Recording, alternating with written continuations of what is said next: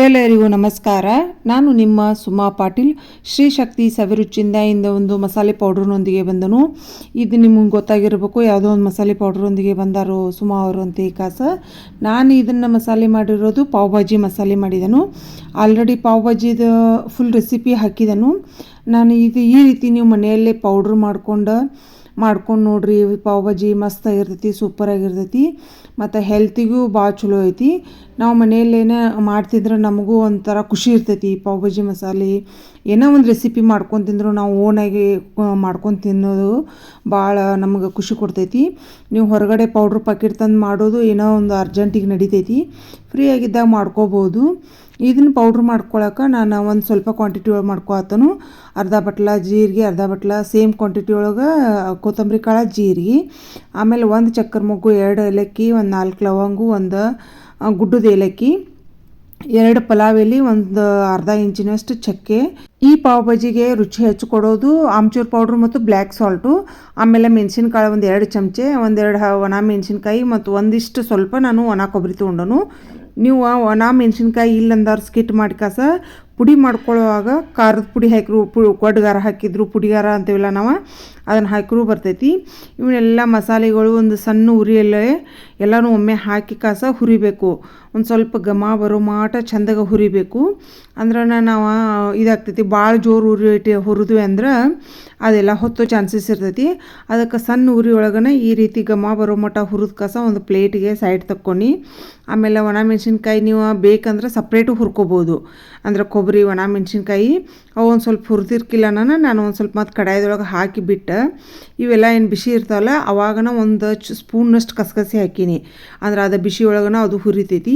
ನಾವು ಕಡಾಯಿಗೆ ಹಾಕಿದ್ರೆ ಡೈರೆಕ್ಟ್ ಅದು ಹೊತ್ತೈತಿ, ಅದ್ರ ಸಂಬಂಧ ಸೂಕ್ಷ್ಮ ಇರ್ತೈತಿ ಕಸಗಸಿ. ಅದಕ್ಕೋಸ್ಕರ ಅದನ್ನು ಆಮೇಲೆ ಹಾಕೀನಿ.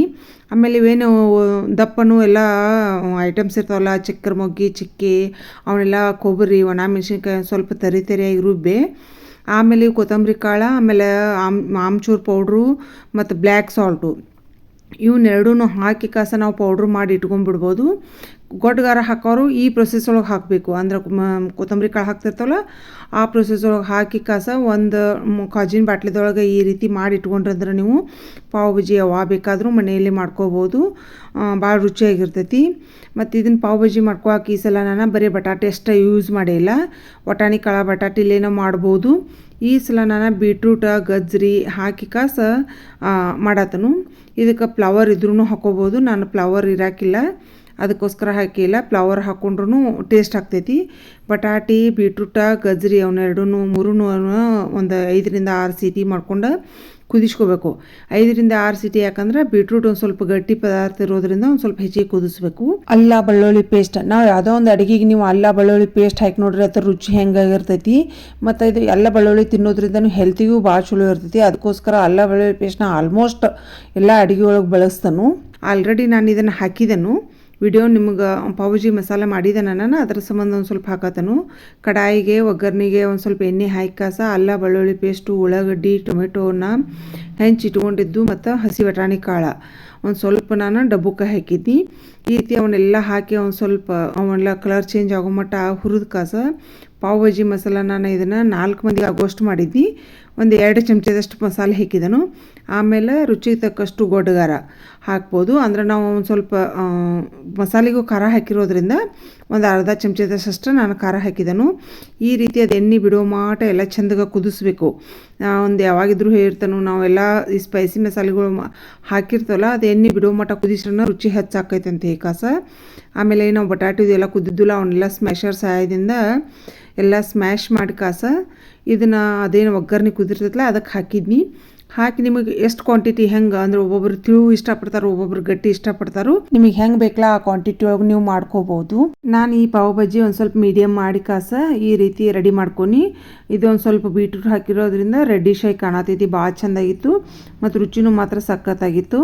ಈ ರೀತಿ ಎಲ್ಲ ಅದು ಸ್ಮ್ಯಾಶರ್ ಸಹಾಯದಿಂದ ನೀವು ಮತ್ತೊಮ್ಮೆ ಅದು ಕುದ್ದಿಂದ ಮಾಡಿದ್ರಿ ಅಂದ್ರೆ ಚಲೋ ಆಗ್ತೈತಿ. ಮತ್ತು ಇದಕ್ಕೆ ಮೇನ್ ಅಂದ್ರೆ ಒಂದು ಸ್ವಲ್ಪ ಬೆಣ್ಣೆ ಮೇಲ್ಗಡೆ ಬೆಣ್ಣೆ ಹಾಕಿದ್ರೇ ಪಾವ್ ಭಾಜಿದು ಟೇಸ್ಟ್ ಹೆಚ್ಚಾಗಿರ್ತೈತಿ.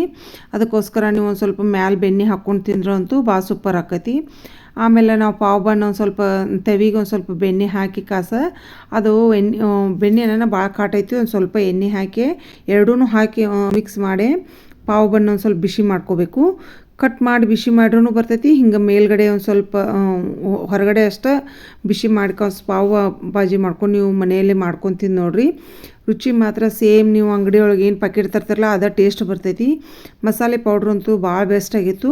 ನೀವು ಒಮ್ಮೆ ಹಿಂಗೆ ಮಸಾಲೆ ಮಾಡಿ ಇಟ್ಕೊಂಡ್ರಂದ್ರೆ ಬೇಕಾದಾಗ ಮನ್ಯಾಗ ಮಾಡ್ಕೊಂಡು ತಿನ್ಬೋದು. ಮಕ್ಕಳು ಸ್ಕೂಲಿಂದ ಬಂದಿಂದ ಮತ್ತು ಈವ್ನಿಂಗ್ ಸ್ನ್ಯಾಕ್ಸಿಗೆ ಒಂದು ಚೇಂಜ್ ಇರಲಿ ಅಂತ ಈ ರೀತಿ ನೀವು ಮನೆಯಲ್ಲಿ ಮಾಡ್ಕೊತ ನೋಡಿರಿ, ಸೂಪರ್ ಆಗಿರ್ತೈತಿ. ಮಸಾಲೆ ಇಂಗ್ರೀಡಿಯೆಂಟ್ಸ್ ಎಲ್ಲ ಆಲ್ಮೋಸ್ಟ್ ಎಲ್ಲರೂ ಮನೆಯಾಗ ಇದ್ದೇ ಇರ್ತೈತಿ. ಈ ರೀತಿ ಪೌಡ್ರ್ ನೀವು ಮಾಡ್ಕೋರಿ. ನನ್ನ ಇದು ಪಾವ್ ಭಾಜಿ ಮಸಾಲೆ ನಿಮಗೆ ಇಷ್ಟ ಆಯ್ತಂದ್ರೆ ಎಲ್ಲರೂ ಮನೆಯಲ್ಲಿ ಮಾಡಿದಾಗ ನಿಮಗೆ ಹೆಂಗೆ ಬಂತಂತೆ ಕಮೆಂಟ್ಸ್ ಮೂಲಕ ನನಗೆ ತಿಳಿಸ್ರಿ. ನನ್ನೆಲ್ಲ ಅಡುಗೆ ವಿಡಿಯೋಗಳು, ಪೂಜಾ ವಿಡಿಯೋಗಳು ನೀವೆಲ್ಲರೂ ನೋಡತ್ತೀರಿ ಆಲ್ರೆಡಿ. ನಿಮಗೆಲ್ಲರಿಗೂ ಇಷ್ಟ ಆಗತ್ತೈತೆ ಅಂತ ತಿಳ್ಕೊಂಡು ಎಲ್ಲರೂ ಲೈಕ್ ಮಾಡತ್ತೀರಿ, ಶೇರ್ ಮಾಡತ್ತೀರಿ, ಕಮೆಂಟ್ಸ್ ಮೂಲಕ ನಿಮ್ಮ ಅನಿಸಿಕೆಗಳು ಅಂತ ತಿಳಿಸತ್ತೀರಿ. ಮತ್ತು ನೀವೆಲ್ಲ ಯಾರೆಲ್ಲ ಫಸ್ಟ್ ಟೈಮ್ ನೋಡ್ತಿರ್ತಾರಲ್ಲ ನನ್ನ ಚಾನಲ್ ಸಬ್ಸ್ಕ್ರೈಬ್ ಮಾಡೋದಂತೂ ಮರ್ಯಾಕೆ ಹೋಗಬೇಡ್ರಿ. ವಿಡಿಯೋ ನೋಡಿದವ್ರಿಗೂ ಇಷ್ಟಪಟ್ರಂದು ಲೈಕ್ ಕೊಡೋದಂತೂ ಮರ್ಯಾಕೆ ಹೋಗಬೇಡ್ರಿ. ನಿಮ್ಮೆಲ್ಲರ ಸಪೋರ್ಟ್ ಸದಾ ಯಾವಾಗಿದ್ರೂ ಹೀಗೆ ಇರಲಿ. ಎಲ್ಲರಿಗೂ ಮತ್ತೊಮ್ಮೆ ತುಂಬ ಧನ್ಯವಾದಗಳು. Thank you so much.